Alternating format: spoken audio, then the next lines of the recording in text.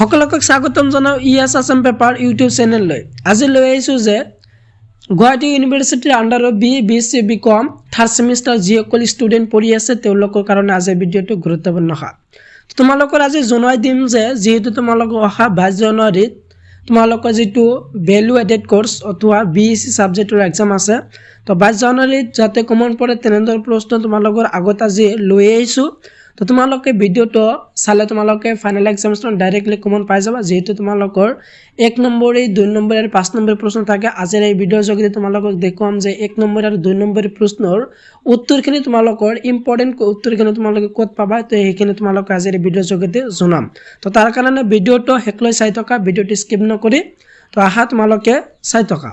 তো তোমালোকে যেহেতু প্ৰথমে যেটো স্ক্ৰিনত দেখিবলৈ পাইছা এটো আছিল যে তোমালোকে দি আছে 22 জানুৱাৰীত ইয়াৰ পৰা আহিব third semester BSc 3 1 marks question answer. তো এটো আছিল যে তোমালোকৰ এই ভিডিওটো ইতিমধ্যে আপলোড কৰিছো। তো এই ভিডিওটো তোমালোকে চাবা যেহেতু 22 জানুৱাৰীৰ তোমালোকৰ যেটো এক্সাম আছে তো তাত কমন পৰিবলৈ 1 নম্বৰ প্ৰশ্ন উত্তৰ আলোচনা কৰিছো। তো এই ভিডিওটো তোমালোকৰ চাই যাবা। তো এই ভিডিও ডেসক্ৰিপচনত লিংকটো দিয়া আছে, তাৰ পৰা তোমালোকে চাবা। তো 1 নম্বৰ প্ৰশ্ন উত্তৰ ইয়াৰ পৰা তোমালোকে চালে তো তোমালোকে ইয়াৰ পৰা ডাইৰেক্টলি ফাইনাল এক্সামিনেশন কমন পাই যাবা। আৰু তোমালোকৰ যেটো BSc সাবজেক্ট আছে তো BSc সাবজেক্টৰ ফাইনাল এক্সাম তোমালোকে কিমান মাৰ্কছৰ এক্সাম দিব লাগিব, 30 মাৰ্কছৰ এক্সাম দিব লাগিব ফাইনাল এক্সাম 22 তাৰিখত। আৰু তোমালোকৰ এই কোশ্চেন পেপাৰটো তোমালোকৰ যেহেতু গুৱাহাটী ইউনিভাৰ্চিটিৰ ফালৰ পৰা কাটিব, তো তাৰ কাৰণে তোমালোকে ভালদৰে পঢ়িব লাগিব। তো এই ভিডিওটো চালে তোমালোকে 1 নম্বৰ যে প্ৰশ্ন আছিল তো 1 নম্বৰ প্ৰশ্নৰ ইম্পৰ্টেন্ট কোশ্চেনখিনি যেহেতু ইতিমধ্যে আলোচনা কৰিছো সেই ভিডিওটো তোমালোকে চাবা। তো তাৰ পৰা তোমালোকে ফাইনাল এক্সামিনেশন কমন পাবা।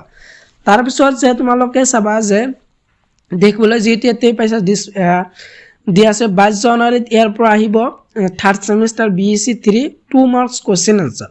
তো যেটো third semester BSc natural resource management and sustainable development যিখন বিষয় আছে সেইখন বিষয়ৰ যেটো এইবিলাক আছিল ইম্পৰ্টেন্ট ভিডিও।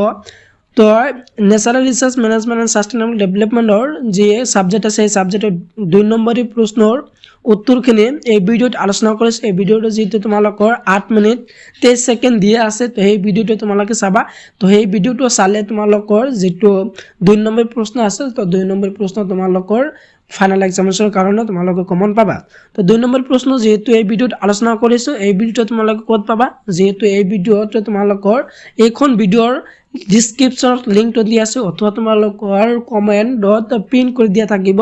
তো এই দুটা ভিডিও তোমালোকে চাবা। তো তোমালোকে দুটা ভিডিও চালে তোমালোকৰ যেটো natural resource management and sustainable development third semester যেটো BSc সাবজেক্ট আছে এই BSc সাবজেক্টৰ 1 নম্বৰী প্ৰশ্ন আৰু 2 নম্বৰ প্ৰশ্ন তোমালোকে ডাইৰেক্টলি কমন পাবা।